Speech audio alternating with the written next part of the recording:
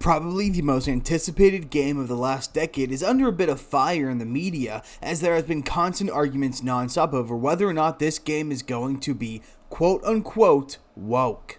Or to better put it, intersectional, politically ridden with modern-day politics instead of, in-game politics like the last few games were, or a slew of other discussions that all center around the idea that there's a risk that Grand Theft Auto 6 is going to throw out all of its deep quality and satirical nature as to become a one-way political messaging machine designed to push far-left ideology instead of engaging in the simply more neutral perspective that Grand Theft Auto is known for having. Where in the past, Grand Theft Auto was known for offending everyone and their mothers and making sure that they attacked everyone with equal vitriol. This seems to be a risk that they might not be going in that direction anymore, as recently they had in fact removed several scenes from Grand Theft Auto 5 that made the game significantly more friendly to vulnerable groups such as the LGBT, and this is reportedly coming from pressures from within the company.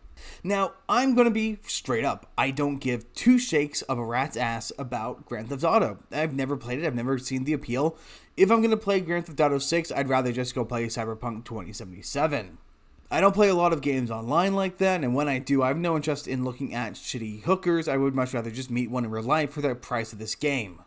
But that means that I'm not the one who's making most of the arguments. I'm just here to guide you along this ride, as well as maybe add some commentary. Instead, most of the arguments are coming from over at That Park Place, who put out a shockingly honest review. Because while That Park Place is usually considered one of the grifter sites, this time around it looks like they're much more focused on being as honest and being as authentic as possible in the discussion. Now, I have no issue with That Park Place. I quite like using their websites, if you've noticed from my videos. But this one I think is especially good because it's very in-depth and covers a lot of the history. So, is GTA 6 woke? DEI employee certifications highlight the quiet shift threatening Rockstar, written by Francesco Sotobac. And to be very clear, the discussions built in this article are not an accusation of wokeness. In fact, the article ends by asking if that is a valid concern. The point of this article is to put all the information down on the table so that we can make decisions as an informed buying audience. Right off the bat, Francesca opens up, is there any other video game in the world more anticipated right now than Grand Theft Auto 6? No, there isn't. And that's a very fair point. If you notice, the internet zeitgeist has been glued onto GTA 6 for probably the last 5 years. And that's all because GTA 5 was released in 2013 and saw like hot cocoa on a cold winter's day at the North Pole. It's no surprise then that everyone and their mother is eagerly awaiting GTA 6. Well, I don't think very many mothers are awaiting GTA 6 because they're typically the ones doing the moral outcry in regards to the game. Now, a lot of the concerns over GTA 6 potentially becoming woke all came out in 2023 when Rockstar released the first GTA 6 trailer, and it was nothing short of stunning, yet as quickly as the excitement for the trailer spread, concerns began to surface. The first major point of criticism that quickly rose that led to a lot of the more brain-dead members of our audience going, it's woke, are people reacting to the shift in protagonist. As people started asking, is GTA 6 woke, after getting a glimpse at the game's new playable character, one of the most notable shifts in GTA 6 is that it will introduce the series' first female protagonist. Now, I hear you keyboard warriors. Keep your pants on, let me finish what I'm saying before you start typing away, women doesn't equal woke, because I agree with you. And so does the writer of this article. Just hear us out, please. While every previous entry featured male protagonists, GTA 6 will include both a female and a male lead. This dual protagonist setup, however, has not fully alleviated the skepticism that some fans feel about the game. And that makes sense because there are many dual protagonist games that, well, either both stories or one of the stories was incredibly woke. One of the biggest examples of that is Alan Wake 2, which had it, well, Sagas Anderson's segments were incredibly DEI infested, whereas Alan Wake's were a bit more nuanced. Now, to be clear, criticizing the game solely because it includes a female protagonist isn't a valid argument. Rockstar has a stellar track record of delivering exceptional stories and well-written characters. Rockstar has consistently excelled at crafting characters that resonate with players. If the only concern is the inclusion of a female lead, that alone should not warrant criticism. And to be very clear, here's one of the things that a lot of pro-woke don't understand. When we complain about it, we're not just saying that it's bad because it's politics, it is bad because it's bad. That's the thing. We're not denying enjoying good stuff in rejection of DEI. We are denying the enjoyment of bad TV shows, and we are able to acknowledge the fact that the reason why it is bad is specifically because of DEI. A great example of that is the chilling adventures of Sabrina. The first 3 seasons that, well, holy God, is it filled to the brim with far left politics. There's an entire plotline about Sabrina helping one of her friends learn that she is actually a he and helping him socially transition. Even though Sabrina could just cast a spell to make Theo into a boy normally, but doesn't do that. Like I said, it's woke. It doesn't make sense, and that level of storytelling is kind of bad. But most of the show, up until probably the introduction of Pan as a villain, was a really good show that really kept you hooked. But, they constantly say, oh my goddess. They're constantly saying, oh my Satan. There's all these DEI-isms filled to the brim in that show. It's super gay. It's super women empowered. It's super girl bossy. But it's also well written and was well performed that made it so we could accept the DEI in the thing. Up until season 3, when they got too ahead of the messaging and then quickly fell down the rabbit hole of DEI into sheer shit. And that's really the problem with DEI, is it stifles creativity and stifles the ability to actually write good stories.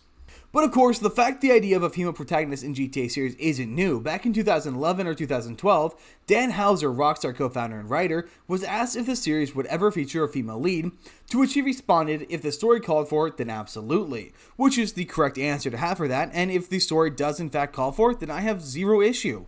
And it seems to be that this story does call for it, because reportedly, the game was to draw inspiration from a Bonnie and Clyde style story, influenced by Warren Beatty's Bonnie and Clyde and Tony Scott's True Romance. And if that's the vibe they're going for, then that could be really cool to have a couple-based system in the game where you're committing crimes with your loved one instead of two midlife crisis having losers with yee-ass haircuts. If that's the case, Houser himself endorsed the idea of telling a compelling story that could work with a female protagonist. That should put his concerns to rest, right? And yet there's another underlying issue here, one that points to a deeper worry about the future of Rockstar Games. If you've been paying close attention, you might have already noticed the first real concern. Dan Houser left Rockstar in 2020.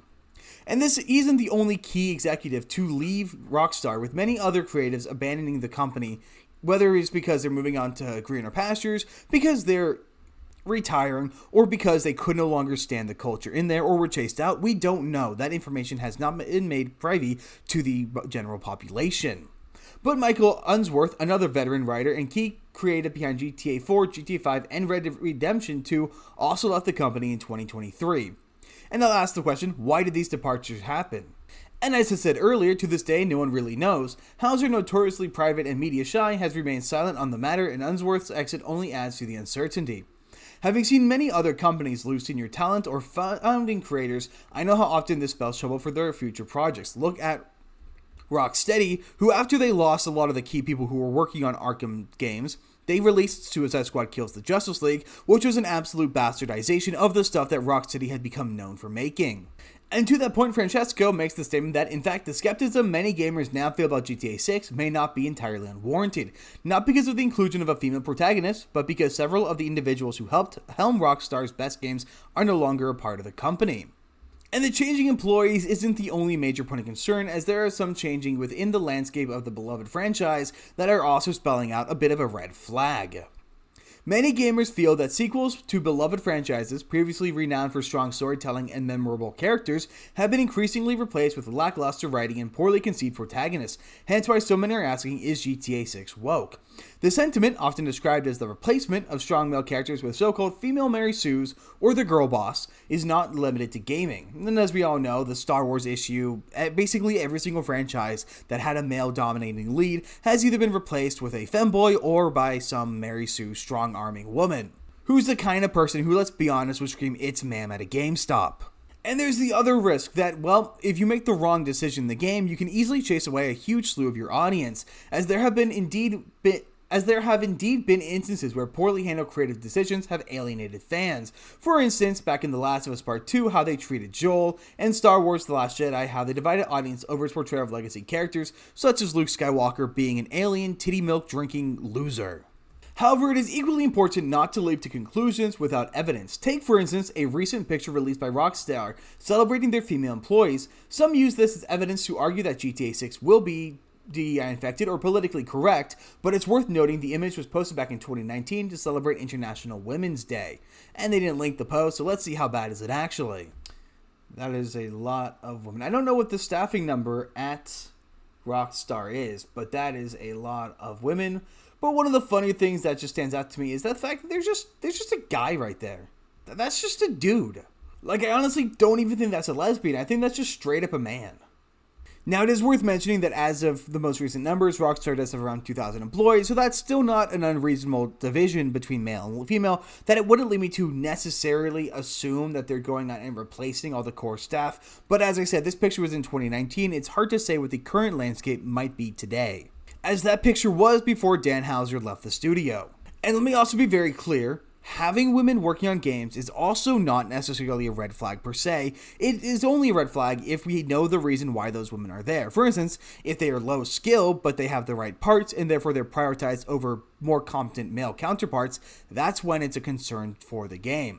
And Francesco puts it very nicely, context matters, and while such skepticism reflects broader fears, we shouldn't let it overshadow a fair evaluation of the game itself. To be very clear, if we paint something with a broad brush and call it woke unsubstantiatedly, that really isn't our fault per se. It is in reality the fault of the broader market, as the entire gaming market has become so heavily dominated with girl boss replacements that are in fact DEI infested.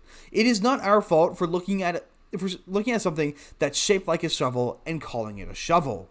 And while I think we do need to be very vigilant about not becoming what we fear, becoming like them and labeling everything unjustly and with these broad negative brushes, I can understand why people would do it. And to be very clear, as I said, would not be our fault for using that broad brush. It is the fault of the people who set that industry standard.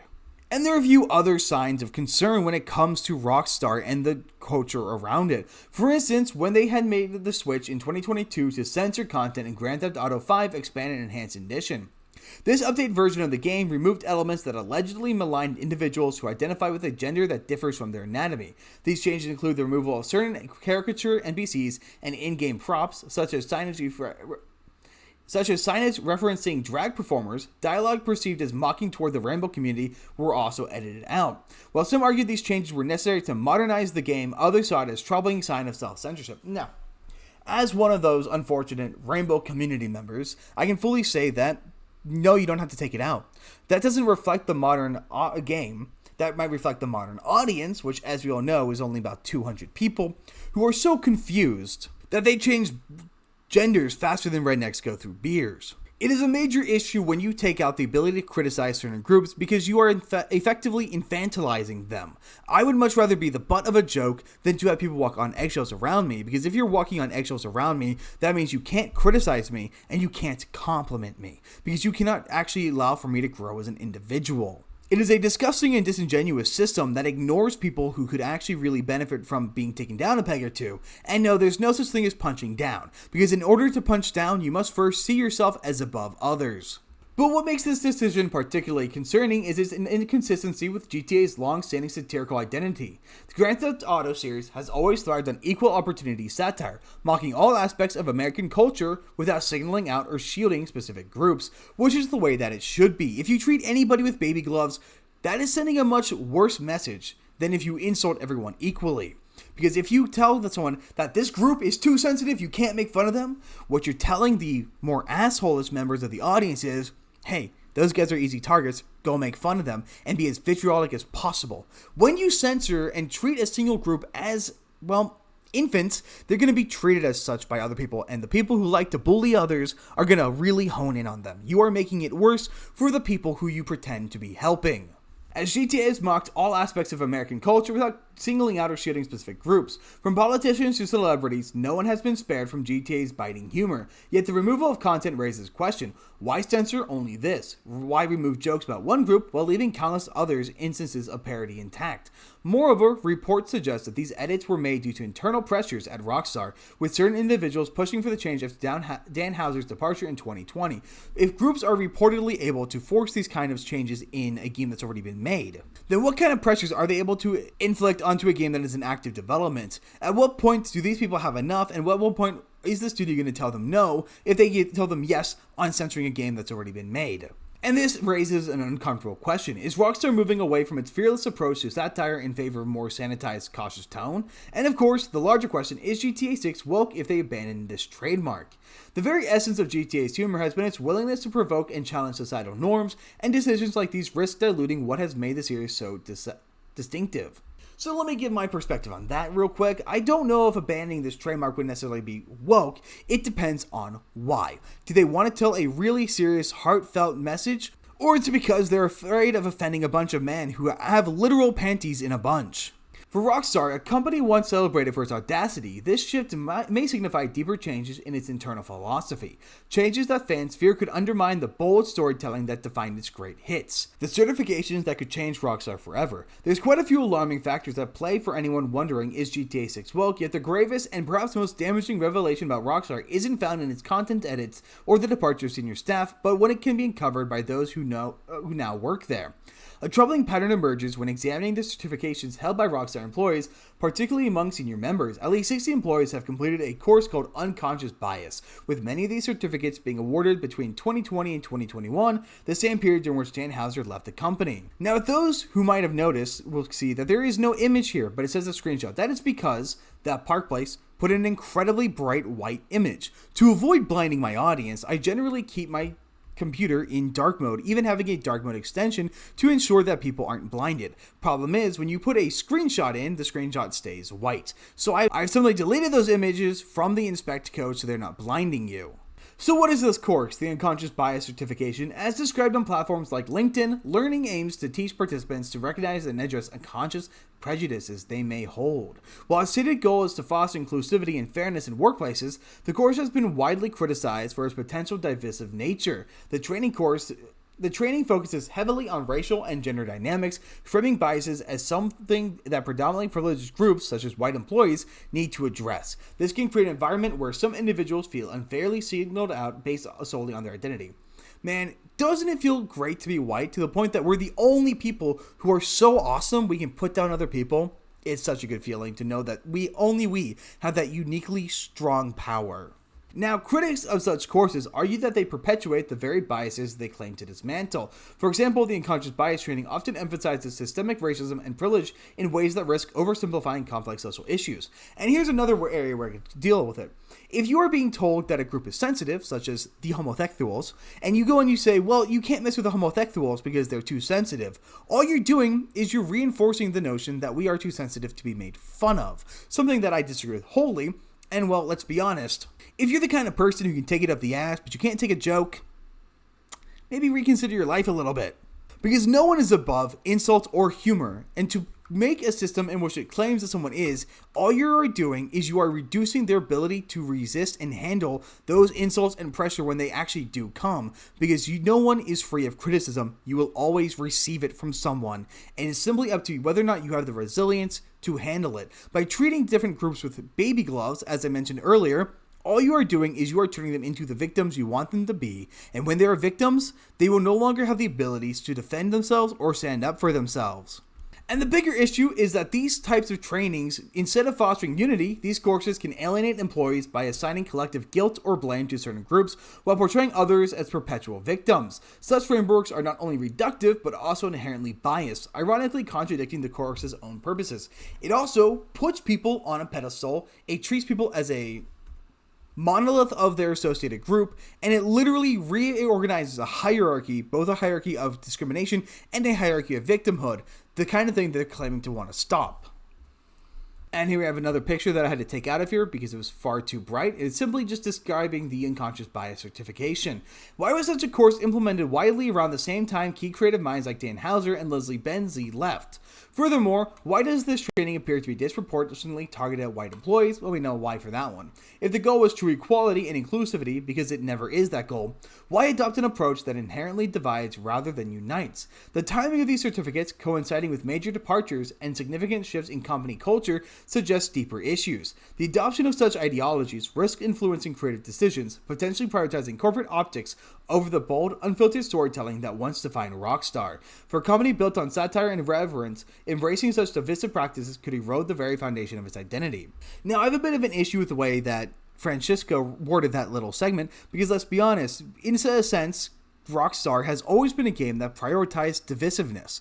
They were very divisive in the way they covered politics, in the way they covered race relations. They did it in the most aggressive way possible. Now, to be clear, not in the most far left way, just simply in an aggressive way. So, giving into woke schemas would in fact be in tune with its divisive nature. Problem is, it is divisive in a different way. And instead of going around and pissing off lawmakers, mothers, and Christians, all you're doing is you're pissing off the general gaming audience, which is never the goal of GTA. The goal of GTA was to push the letter when it came to how games were received and treated. Now, there's another certificate among Rockstar employees that raises even more questions about the company's direction and the possibility of a shift toward political correctness. And let's be clear, the issue with political correctness, other than the fact that it is politically brain dead, is that it is an extreme antithesis to the entire nature of GTA. This certification, called Diversity, Inclusion, and Belonging, oh, so warm and fuzzy, appears to be more broadly distributed than the unconscious bias certification. Unlike the latter, which seemed disproportionately aimed at white employees, the DIB certification spans multiple demographics within the company, while at least this one's more inclusive. According to LinkedIn Learning, the DIB course aims to promote inclusivity by fostering awareness and respect for diversity. On the surface, this might seem well-intentioned, but critics argue that such programs often prioritize compliance over genuine understanding. Instead of creating meaningful change, they risk becoming performative measures designed to enhance corporate image. And here's another issue when you really nail in the idea that you have to focus on diversity. By telling him, you see that black person, you got to acknowledge that black person, you got to pay attention to those diverse voices. What happens as a consequence of that is you then train all the employees who are not of those diverse groups to really focus on those diverse groups, so their mistakes seem to be amplified to an extreme degree. When you point out the victimization of a group, you are simply allowing for those people to have faster frameworks to pick up on the kind of things you're claiming are the matter, therefore actually leading to a bunch of these people becoming more victimized through your claims of making them less. Additionally, such programs have been criticized for stifling creativity and open dialogue. By emphasizing politically correct behavior and language, they may discourage employees from taking creative risks or expressing unconventional ideas. For a company like Rockstar, whose identity has long been tied to bold satire and fearless storytelling, this shift in workplace culture could have significant consequences. For instance, one of the things you can do in GTA 5 is you can beat the living shit out of hookers and out of strippers, and you know what? That's one of the few things I think that game did right. Kidding, of course. But the issue is, what if someone has a line they want to cross, such as, let's have a mission where you beat the shit out of a guy in drag, because it's funny.